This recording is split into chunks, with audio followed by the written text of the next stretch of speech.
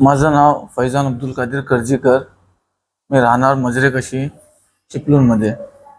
मी काल संध्याकाळी शेठच्या बोलण्यावर मी गेलो. शेट कोण? माझे शेठ साजिद सरगुरू, नगरसेवक. नगरसेवक.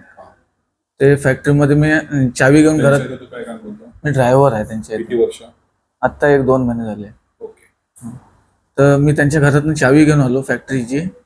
टाल्याला चावी लावली आणि मागनं इनोवा गाडी आली. त्यातनं अमान नारकर, ताबिश पेचकर आणि समीर पेचकर हे उतरले गाडीतनं. हे कोण आहेत सगळे? हे माझ्या बायकोचा मामा आहेत 2, समीर पेचकर आणि ताबिश पेचकर. ते गोलकोड रोडला राहतात. आणि अमान नारकर हे राहतात खेडमध्ये. ओके, आता बोला.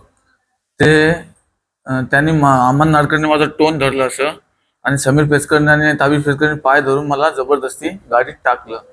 मी बोलायला मला काय समजत नाही, माझं तोंड टाकलं, मी काय बोलणार. त्यानंतर मला तिथनं गाडी वर गेली लाईफ केअरमध्ये, लाईफ केअर मार्गे. तिकडनं गाडी तशी निघून मला तिथनं जे मारहाण चालू केला नाही. प्रत्येक step by step driver change होत जात. कधी समीर चालवत, कधी ताबीज चालवत, कधी अमान नारकर चालवत.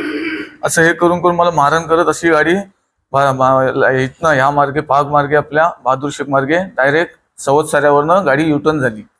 तिकडनं युटर्न होऊन गाडी वालोप्यात आली.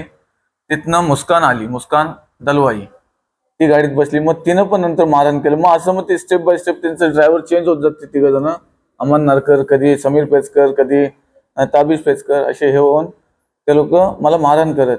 त्यात ती मुस्कान पण मला मारहाण करत. आणि अशा मग ती गाडी कलबसच्या फाट्यावरनं लेफ्ट होऊन शिरणी मार्गे लोट्यावर बाहेर पडली.